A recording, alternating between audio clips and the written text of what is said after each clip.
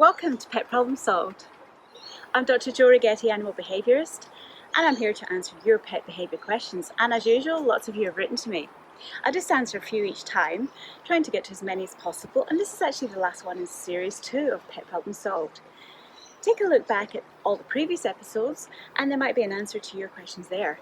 But if you do have a question that I haven't tackled yet, or just need a personalised answer, please write to me, info@petproblemsolved.com.au.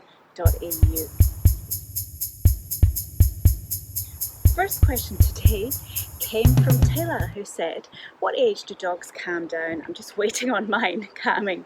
Okay, I wonder what age your dog is, Taylor. Okay, so generally dogs are considered puppies, an average till about a year old, and they're considered geriatric or elderly dogs by the time they're 7 or 8 years old, although they may live to 14, sometimes even up to 20 years old, but that's quite rare. The larger the dog, the longer it takes to mature, but also the less time it actually lives overall, which is a bit sad. So what I see of dogs is a sort of general calming down around 2 years of age. They get a little bit calmer, and then a much more major calming down around 5 years of age. Now, my chili dog is now 11 years of age and has calmed down a bit, but she definitely still has her moments.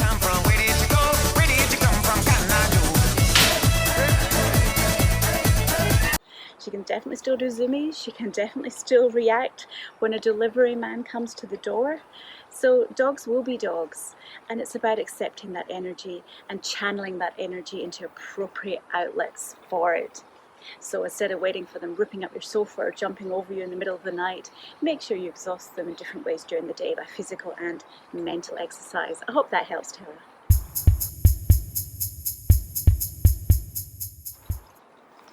So I like to try and vary up the views that you see of me around my garden and around my home. I hope you enjoy all these different views. Let me know what you prefer, outside or inside, with pets, without pets. There's always pets around, but they're, like Chili Dog and my cats are off sniffing, doing their own thing. So I got a question here from Harry, who said, my cat likes to play fetch. Is this normal? Well, I guess we just don't think of cats as animals who fetch when we compare them to dogs. But absolutely, cats can play fetch, and some really, really enjoy it. A lot of people claim their cat breed, like an Abyssinian or a Burmese or even a Siamese, is more dog-like than any other cat. But I reckon any breed of cat, any individual can be almost like a dog. But we shouldn't expect them to be dog-like. Being cat-like is wonderful. We should celebrate that. So if your cat chooses not to fetch, well, that's okay. But if you do want your cat to fetch, you want to encourage them to play fetch, just make sure that you're enjoying it, you're giving them a reward when they do bring something back. That reward could be just throwing away a ball or a toy again, if that's enough for them, or it could be offering them a little treat in return for dropping that toy to you. Cats love playing interactive games with humans. Enjoy your cat playing fetch, Harry.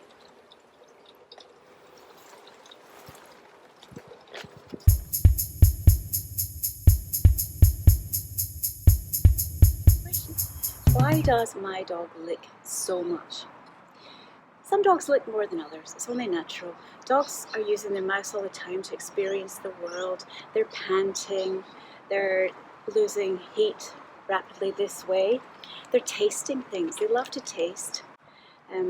Chili Dog panting right now. Yes, I see you. Chili Dog licks me to get attention. That's a common thing with dogs. There she goes, licking me now. Pat me, Mum, pat me.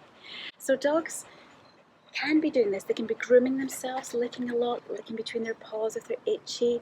So it can be a skin thing, can be tasting our sweat. If we've been to the gym, they often lick us. It can actually be an anxiety thing, and dogs can be licking because it calms themselves down. They've learned in the past that this is a calming activity, and so they do it when they feel a bit anxious. In fact, if your dog is in a situation that they're not very comfortable, perhaps you have guests over, perhaps some other dogs in the vicinity, perhaps you're asking them to do something they don't particularly like to do, you may see them start to lick their lips. And this is probably because they have a bit of a dry mouth. When we feel a bit anxious, we also get a dry mouth. So this is a natural physiological response, and the most important thing we can do is to get them out of any stressful situation that they might be in.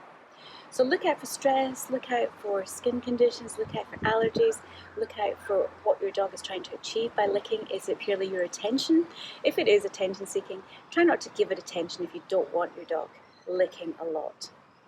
Otherwise, a little bit of licking is quite normal behaviour.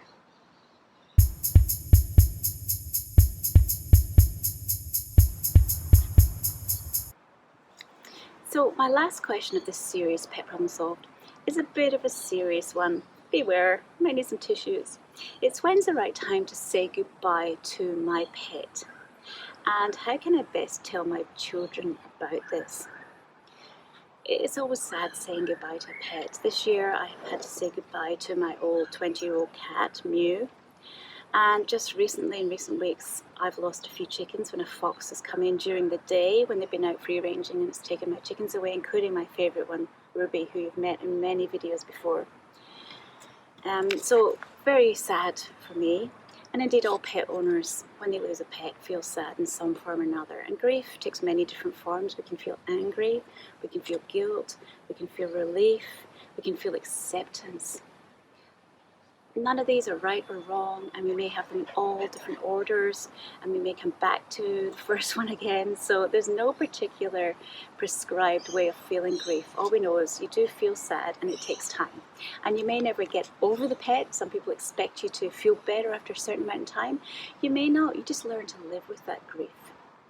So don't be afraid to feel sad. Take some time for yourself, even ask for some time off work.